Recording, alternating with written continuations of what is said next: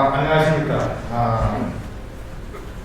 오늘 세미나를 진행하게 된 토론 부회장 안영목입니다. 오늘 바쁘신 중에도 이렇게 참석해 주셔서 아주 깊이 감사드립니다.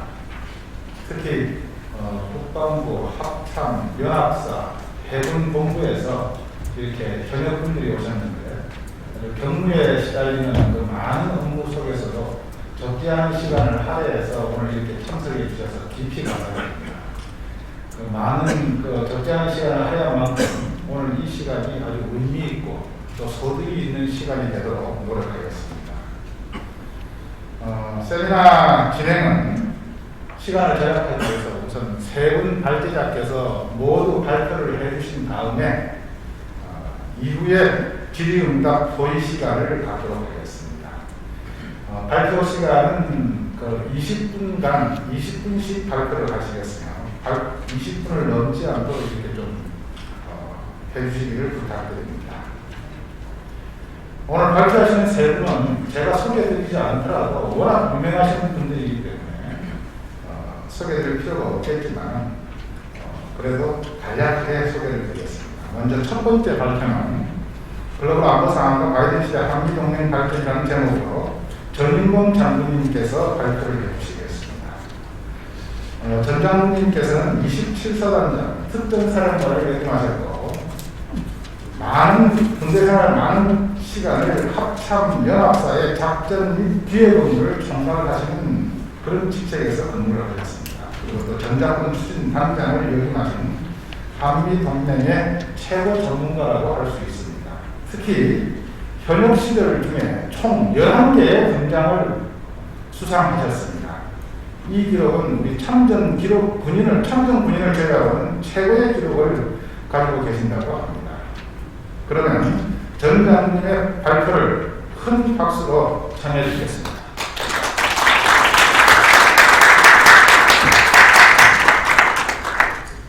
오늘 우리 글로벌 안보 포럼이 시작하는 현 시점에서 제가 이렇게 발표를 하게 돼서 정말 크나큰 영광으로 생각하고 또 우리 이사장님께 초대를 해주셔서 진심으로 감사드립니다. 글로벌 안보 상황과 바이든 시대의 한미동맹 발전이라는 점으로 발표를 해달라고 얘기를 했습니다. 바이든 대통령이 취임한 지 이제 100일이 지났습니다. 바이든 대통령의 행정부는 정책의 우선순위를 역시 코로나 해결, 기후, 인종 문제, 경제 현안, 건강보호, 이민자 문제, 그리고 미국의 국제유산 제도 여기에 두고 있습니다. 이렇게 발표한 내용 못지않게 여기에 포함되지 않은 내용도 우리가 유심히 봐야 되는데 20분밖에 없습니다. 다루지 않겠습니다. 어떤 이들은 미국이 대전환을 지금 하고 있다고 얘기하고 있습니다. 이것은 뭐 다른 나라들에게는 위기가 될 수 있다고 경고를 하고 있는데 바이든노믹스에 의한 경제 대전환, 동맹 타자주의로 인한 세계를 변화할 통상 대전환, 탄소 중립으로 세상을 바꾸는 산업 대전환, 빅테크 기업을 통제하는 규제 대전환, 그리고 중국 견제에 집중하는 전략 대전환 등이 거론되고 있습니다. 그 중에 하나인 BBB, Build Back Better, 더 나은 재건을 하겠다, 이러한 것을 주장하고 있는데요. 이 플랜의 핵심 구성은 제조업을 부양하고 물론 미국이죠. 기술 혁신을 촉진하고 동시에 아메리칸 보호주의 노선을 근간으로 하고 있습니다. 우리에게는 그렇게 좋은 소식이라고 보기 어려울 것 같습니다. 예컨대 그린이라는 그런 순진한 단어 속에서도 그린의 덫이 있는 것입니다.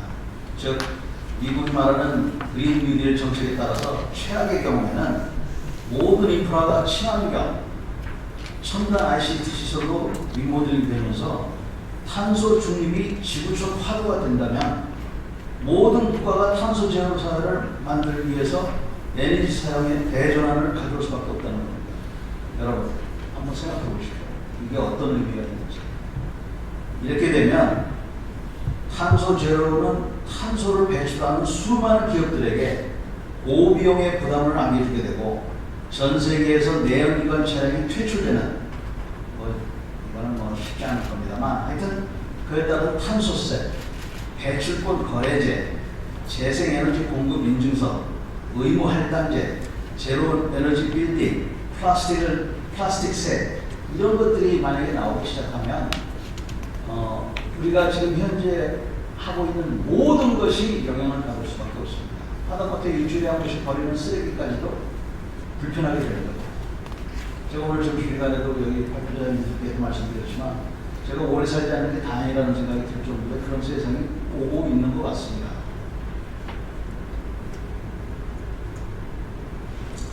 이런 배경 속에서 미중 갈등이 지금 일어나고 있습니다. 현재 성장 속도라면 앞으로 9년 뒤에 GDP 기준 중국이 세계 1등 국가로 부상한다는 그런 전망이 있습니다. 앞으로 9년입니다. 9년. 여러분들이 9년 뒤에 어디에 계실지 한번 생각해 보십시오. 저는 잘하면 죽을 것 같은데 하여간 자기가 어디에 있을지 젊은 사람들은 고민해 볼 필요가 있을 것 같습니다. 이래서 중국을 견제를 하고 있는데 중국 사람들은 뭐라고 지금 생각하고 있냐면 미국이 견제하고 있는 5G, 이 5G라는 것은 4G의 단순한 업그레이드가 아니라 국가 제조업의 미래를 결정할 무기다. 이렇게 지금 중국은 보고 있는 겁니다. 그리고 그게 맞습니다. 왜 그러냐? 5G는 사물 인터넷을 가능히 하고 있습니다. 사물 인터넷은 4차 산업혁명의 핵심입니다. 5G 사물 인터넷의 발전은 곧 차세대 인공지능 AI 산업의 발전입니다. AI의 능력과 속도는 반도체가 결정합니다. 그래서 이미 미중은 총알은 안 날아가지만 벌써 저 양반께서 반도체 저걸 들고 있는 이유가 있는 것이고 오늘 아침 신문에도 보시면은 대만하고 일본은 이미 눈치를 채고 미국의 편에 들어섰습니다. 우리는 아직 결정을 못했다는 인상을 주고 있습니다. 이러다가 큰일 나게 생겼습니다. 제가 보니까 세상이 지금 마구 움직이고 있어요. 그래서 골치 아픈 세상이 왔다. 제가 사실 아침에 골치 아픈 세상이 오고 있다라고 했는데 그 반도체 그 기사를 읽고 이게 오고 있는 게 아니라 이미 왔구나 하는 그런 생각을 하게 됐습니다. 그럼 우리 한미 관계는 어떠냐? 이 미국은 역시 하여튼 미국도 국내 문제입니다. 국내 문제 속에서도 또 어떤 것들이 있냐면 우리 뭐 인구 문제도 얘기했습니다만 미중 관계, 미러 관계, 또 다른 이 두 국가의 대립도 있지만 그러한 속에서 EU와의 이런 관계, 또 다른 유럽 국가들과의 관계, 또 여기에 또 인도 태평양 국가들과의 관계 이런 속에서 더욱 복잡하게 지금 세상이 움직이고 있습니다. 이 모든 것을 우리가 지금 다 감당을 하고 그 속에서 우리의 위치를 찾아야지 한미 관계 또는 무슨 뭐 한일 관계 여기서 보는 게 아닙니다. 전부 다 연결이 되어 있어요. 이러한 배경 속에서 한미 관계만 그러면 좁게 한번 본다 그러면 바이든 대통령은 한국 전쟁이 남긴 유산을 잘 이해하고 있다는 겁니다. 한반도의 평화와 안정과 안보를 개선하는 데에도 그 절박함이 있다는 것도 이거는 인식을 하고 있다는 거예요. 이게 왜 중요하느냐? 여러분, 트럼프 대통령께서는 이런 인식이 없으셨습니다. 그 양반은 진짜로 뭐 한국에 왜 가 있어? 유럽에 왜 가 있고? 그 사람들 잘 살잖아. 그러니까 그냥 아니면 돈 내라 그래. 진심으로 그렇게 생각한 거예요. 그리고 트럼프 대통령뿐만 아니라 미국 국민의 30%가 그렇게 생각을 하고 있고 지금 트럼프 대통령 이제 전 대통령이라고 그러는데 여러분 절대로 그렇게 생각하지 마십시오. 지금 미국 국민의 30%가 트럼프 대통령을 아직도 지지하고 있고 만약에 트럼프 대통령이 당을 설립하면 공화당이 없어질 것 같다고 지금 그러지 않습니까? 그래서 지금 이런 생각을 하는 사람들을 우리가 경계를 하고 어떻게 해서든지 교육을 시켜야 되는데 다행히도 미국 사람들은 교육이 가능하다는 겁니다. 따라서 바이든 행정부는 한국의 입장을 그래도 경청할 가능성이 높습니다. 트럼프 대통령께서는 그럴 가능성이 별로 없으신 분이었어요. 그리고 그렇다 보니까 정책이 예측 가능합니다. 마 우드워드나 하다못해 볼튼이 쓴 책들을 읽어보시면 이렇게 해서 미국이 돌아가는구나. 그러니까 우리가 어떻게 해야 되겠구나 하는 것을 느끼실 수가 있습니다. 시간 내서 한번 좀 써보시고 특히 영어로 들으실 분들을 영어로 한번 들어보십시오. 얼마나 우리 같은지. 그래서 그 대북 제재에 대한 그 탄력적으로 운용해야 된다는 것도 이미 알고 계시다는 거예요.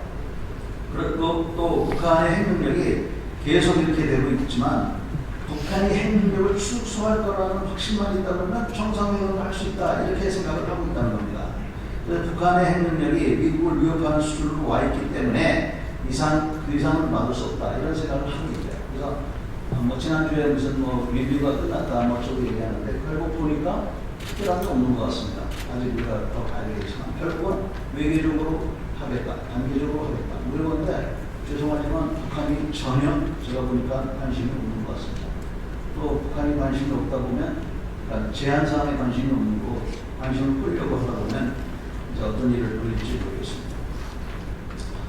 그 한미 관계는 그 중심에 우리 군사 관계가 중심이라고 생각합니다.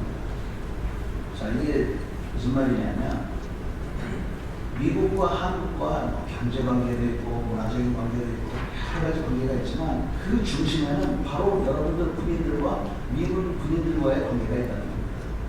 군인이라고 하는 것은 미군이 됐든 한국군이 됐든 북한군이 됐든 일정한 가치관을 갖고 있습니다. 국가에 대한 충성, 조직에 대한 명령 복종.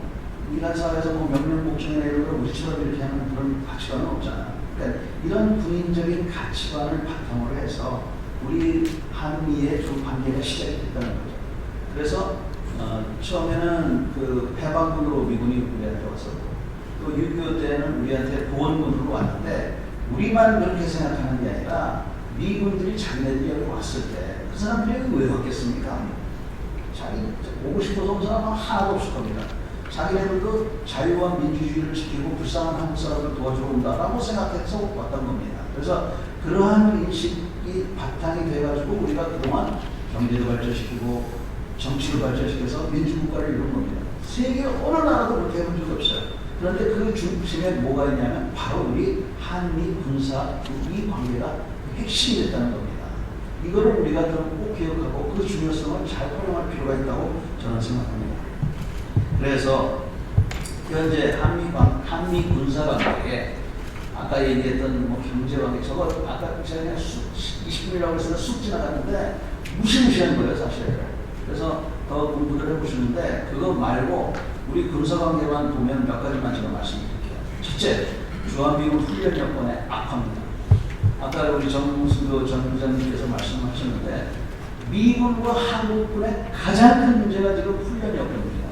사격을 할 수가 없습니다 지금. 그러다 보니까 어떤 일이 벌어지느냐. 주한미군이 아파치 헬기가 48대가 있습니다. 그 다음에 탱크가 있고 야코도 있고 공군이 전투기들이 있는데 이 사람들이 실사격을 못해요. 실사격을 못하면 이 사람들은 자격을 상실하기 때문에 자격을 상실하면 진급 심사에 들어갈 수가 없습니다.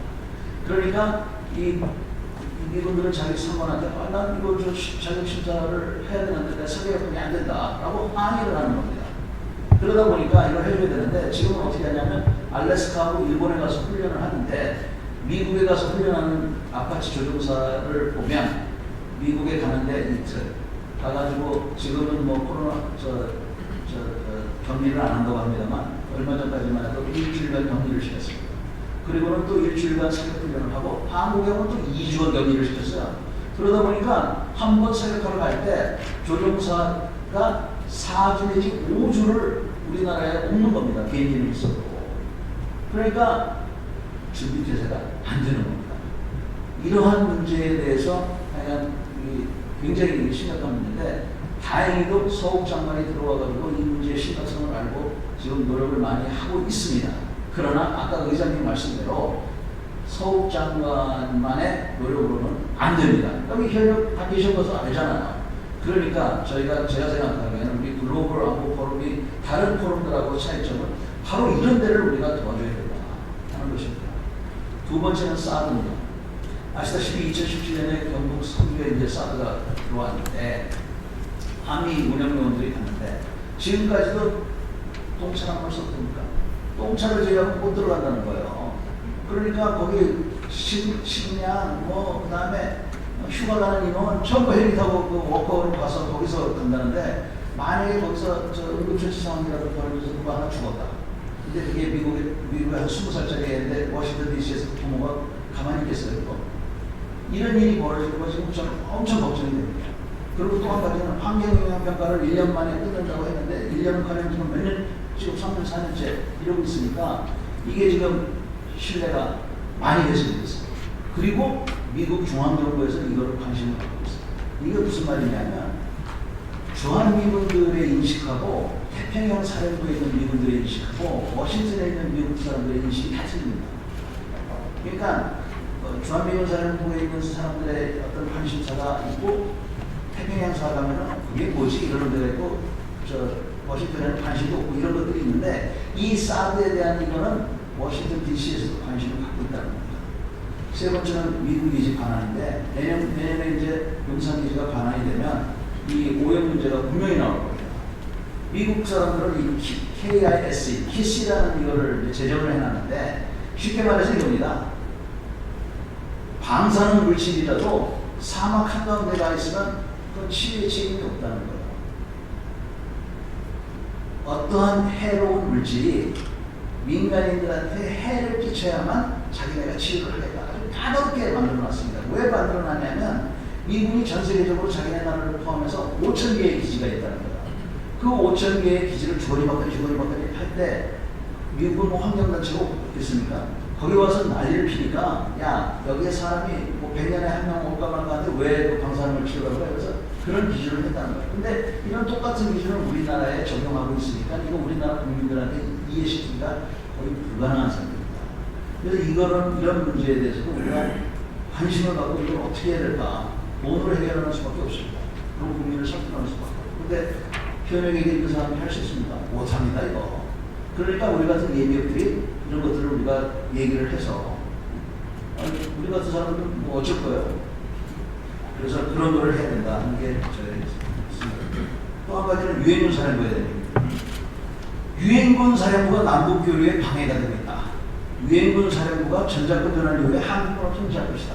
이런 생각을 지금 하고 있습니다. 저는 도대체 이해를 할 수가 없어요. 20분밖에 없으니까 자세하게 얘기할 수 없는데 여기 계신 우리 예비역 중에서 또는 현역 중에서 유엔군 사령부가 우리의 국익에 어긋나는 지시를 하면 따를 사람 한 사람이라도 있습니까? 나 영어 못해. 그냥 갖고 내는 거지. 그런데 이런 유엔군 사령부를 재강화하고 재활성화하는 거에 우리가 참여를 지금 주저하고 있습니다. 저는 아주 어리석은 거라고 생각해요. 이 문제. 그 다음에 아까 전자권 전환에 대해서 말씀하셨는데 전자권 전환을 노력이 한 지금 15년이 지났습니다. 우리가 이거 처음 시작할 때부터 준비를 했으면 지금쯤 웬만큼 준비가 돼 있을 거예요.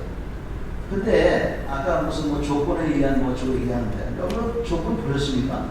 그 조건을 달성하기 너무 형이상학적이고 애매해요. 그러니까 전자권에 대해서 의심을 하는 사람은 아 이거 달성 안 하려고 그냥 만들어 놓은 거야. 북한이 비핵화가 돼야 전자권 전환하겠다. 이런 식으로 인상을 주니까. 그러니까 우리가 이제 전자권에 대해서 결심을 할 때가 왔습니다. 그래서 내년도에는 연합사가 이제 평택으로 이전하고 하는데 연기가 저는 답이 아니라고 생각합니다. 왜? 지난 70년 동안 미군들한테 저 돈 받아가지고 이 나라 이 정도 싼 값에 잘 지켰으면 됐어요. 그러니까 이거 어차피 가져올 수밖에 없으니까 확실하게 가져오고 새로운 답을 좀 찾아야 될 것 같습니다. 조건도 좀 붙여야 될 것 같고 우리가 전반적으로 우리 군을 이 기회에 재정비를 해야 됩니다. 그렇지 않으면 이 전자권 이거 섣불리 가져갔다가는 나라 망하고 안 가져올 수 없는 현실을 계속 이렇게 미루는 것은 저는 무책임하다고 생각합니다. 후배들한테 우리 예비역들이 못할 짓을 하고 있다고 생각합니다. 그 다음에 한국의 핵무장하고 핵군인 문제인데 불과 3월 16일 날 미국 하원의 외교위에 아시아 태평양 비핵산 위원장 그러니까 그 미국도 하원에 우리처럼 외교위가 있는 거잖아요. 거기에 외교위의 공화당 우리로 치면 간사가 13선 의원이에요. 그러니까 2년 시간대 20년을 넘게 한 의원이 뭐라고 했냐면 한반도의 비핵화를 이루기 위해서는 중국이 필요한데 중국이 관심이 없다. 그러니까 중국의 관심을 이끌어내기 위해서 한국과 일본의 핵무장을 돕는 것은 아니더라도 논의를 할 필요는 있다. 이렇게 얘기했어요. 이게 왜 큰 얘기냐면 불과 제가 전역하던 5년 전만 해도 미국에 가가지고 핵무장 어쩌고 얘기하면 듣지도 않았습니다. 근데 이미 이런 생각을 한다는 게 저는 굉장히 큰 의미가 있다고 생각합니다. 그리고 우연일지도 모르지만 얼마 전에 척 헤이글 전 국방장관이 뭐라고 그러냐면 이제는 워킹그룹도 만들고 해서 그 우리 동맹국들하고 핵 계획을 공유하고 해야 된다 이런 얘기를 했어요. 그러면 우리 같은 예비역들이 해야 되는 일이 뭡니까? 이런 사람한테 29씩 얻어가지고 저 선거 저 정치자금도 좀 대주든지 아니면은 편지라도 써가지고 지금 이렇게 했는데 언제 코로나 끝나면 우리 포럼에 와서 한번 얘기 좀 해봐라 뭐 이런 얘기를 하든지 이런 활동을 해야 되는데 제가 국회의원 두 분한테 이 카톡으로 보내가지고 이거 좀 어떻게 관심 가져보시고 이렇게 이거 뭐 너무 어려워. 이래가지고서야 저는 북한에 핵무기를 떨어뜨리자는 사람은 아니에요. 그러나 우리가 만약에 핵무장을 하면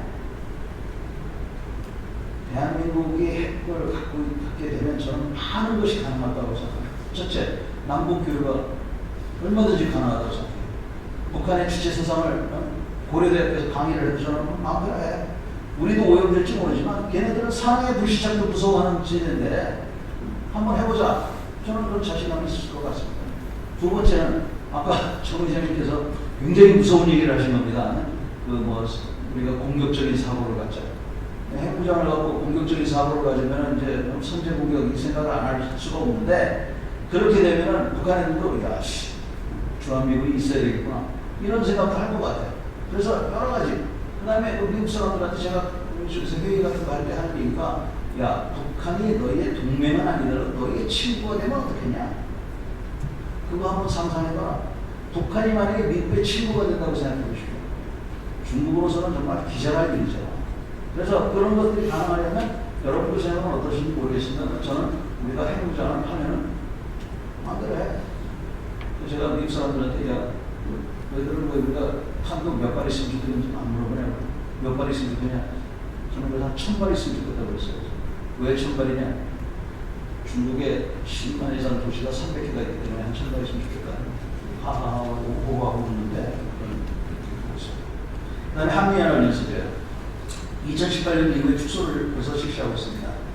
아까 의장님께서도 말씀하셨지만 방어적인 연습에도 평화 프로세스를 지원하는 명목이라면 우리가 축소해서 좋다 알겠다. 그런데 앞으로는 이 정부 연습하고 연계된 이러한 새로운 형태의 연습이 필요할 것 같습니다.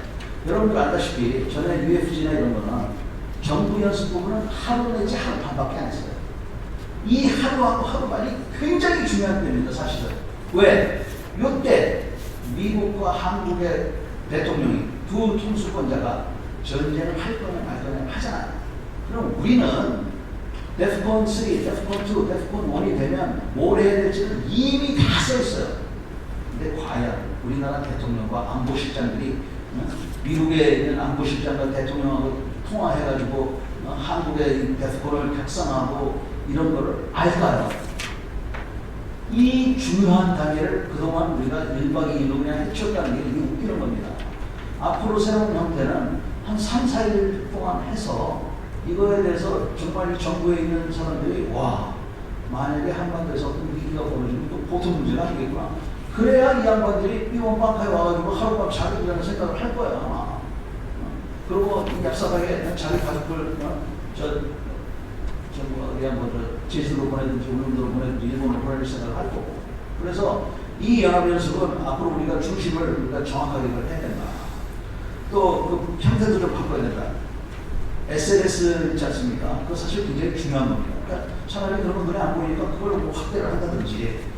그 다음에 FTX를 절차가 막 성립하고 이런 것도 좋지만 사실은 RSOI가 더 중요해요. 그러니까 미국에서 그 전차가 여기 오는 거 9개월마다 순환 배치할 때 그때 RSOI 연습을 해서 FTX 형태를 전투하는 FTX보다도 이 군수하는 FTX 이런 것들을 그 J-LAT 같은 거 그런 거는 그 도발적이라고 보지 않지 않습니까? 그러니까 그런 거를 얼마든지 하는 게 저는 중요하다고 생각합니다. 방위비 분담금 이거 끝났다고 생각하시면 절대로 안 됩니다. 앞으로 지금 미국이 아까 뭐 BDB 뭐 있잖아요.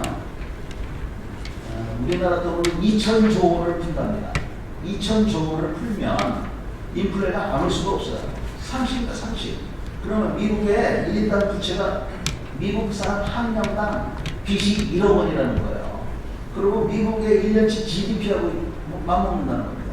그러면 5년 뒤에 미국이 우리한테 방위비 분담으로 더 달라 소리 안 하겠습니까? 그러니까 그런 때를 대비를 해야 된다. 그 다음에 내년도 미국 국방비가 1.6% 올랐습니다. 이거는 안 오른 거나 똑같은 거예요. 본인들 굉장히 불만이 많아요. 미군들이. 그래서 이런 상황에 대해서 우리가 잘 알아야 되는데, 이렇게 보면은 어쩌면 이번에 문정부에서 이 국방비 증액만큼 하겠다는 건 잘하는 건지도 모르겠어요. 여기에 지금 참고로 말씀드리면, 주한미 군사는 우리가 이제 방위 군단을 파견되고 나서 태평양사하고 미국군성 이런 데다가 주한미군 돈 더 달라고 지금 막 요구를 많이 하고 있습니다. 그러니까 우리가 이걸 합의해 줌으로써 우리 미국 친구들은 또 그런 걸 하고 있는 거예요. 그 다음에 미중 갈등인데, 미국 중국 갈등은 지금 모든 분야에서 전개가 되고 있습니다. 근데 그 사이에 우리가 껴있죠. 근데 우리만 껴있는 게 아닙니다. 모든 나라가 다 껴있어요. 호주, 일본, 대만. 그러니까 우리만 지금 이렇게 어려운 처지가 아닙니다. 우리는 지정학적으로, 지형적으로 좀 가까워서 좀 어려운 입장이지만 다른 나라도 다 똑같은 입장이에요. 그런 미중 전쟁이 나면 한미 상호 방위 조약에 의해서 우리는 빼도 박도 못합니다. 그리고 이거 만약에 준수하지 않았다가는 우리는 다시는 신용을 가질 수 있는 국가가 안 돼요. 그런데 여러분, 중국이 됐든 미국이 됐든 상대방 배를 하나 침몰시켜서 한 300명이 죽었다. 그런 상황일 때 우리가 해야 될 역할이 뭡니까? 어느 분은 뭐 경항로를 만들어가지고 경항로를 보내자고 하는데 저는 그것도 좀 의아한데, 여러분들 답이 있으세요? 저는 답이 없어요. 그래서 저는 요새 미국 사람들한테 무슨 얘기 하냐면, 야, 이런 걸 논의해봐야 된다, 너하고. 근데 내 생각에는 이미 너희 주한미군 28,500명하고 우리 군이 중국군의 5분의 1을 여기서 잡고 있기 때문에 그걸로서 만족할 수 없느냐. 이런 거를 지금부터 토의를 해야만이 된다고 저는 생각을 합니다. 그런데 문제가 뭐냐면, 미국 사람 친구 가지신 분들 있지만 지금 우리가 지금 문제가 뭐냐면, 미국 사람 자기 군인들한테 I love you 하는 거 보셨어요? 우리는 1년에 한 번 활동할까 하는데 저 사람들은 하루에 저 사람들 너비 징그러울 정도로. 그 다음에 공개된 자리에서 퍼블릭 뽀뽀를 그냥 미국 사람들은 우리가 We love America 이거를 하루에 100번씩 외쳐주기를 원하는 사람들이에요. 그 다음에 우리가 공개적으로 그런 걸 하기를 원해. 그렇지만 우리가 그렇게 해놓고, 야, 그런데 중국이 가깝고 우리가 무역도 많이 하고 그러니까 좀 봐줘, 이해해줘, 이렇게 했어야 되는데, I love you라는 말을 1년에 한 번밖에 안 하고, 그 다음에 뽀뽀만 해달라고 아이 해나지 못해, 이런 식으로 하니까 그 사람들 정서에 지금 안 맞는 겁니다. 그 다음에 파인애플. 금년 초에 중국이 대만의 파인애플을 금수 제재를 가했습니다. 벌레가 많다고. 거짓말이죠. 벌레가 많다고 했더니 지금 일본이 앞장서고 또 국내 소비를 촉진시켜가지고 이 파인애플이 프리덤 파인애플이 됐어요. 카나다하고 미국이 공짜냈고, 얼마 전에는 폼페이오 전 장관이 그 파인애플 뭐 말린 거를 뭐 먹고 뭐 해가지고 사진 올렸다고. 이 파인애플, 프리덤 파인애플. 중국에 대해서 이러한 뭐라고 해야 될까요? 동맹들이 이미 생긴 겁니다. 그럼 이게 우리가 쿼드에 지금 뭐 조율하냐 마냐 뭐 이런 여러 가지를 하는데 시사하는 바가 많이 있는 겁니다. 20분을 추가했으므로 여기서 끝내겠습니다. 바이든, 트럼프 직생됐다는 이사입니다. 네, 감사합니다. 우리가 이전에 보이고 있는 총 9개 분야인데 9개 문제를 모두 정리해서 대안을 명쾌하게 제시해 주셨다고 이렇게 생각이 듭니다. 훌륭한 발표를 해주신 전 장님께 다시 한번 큰 박수.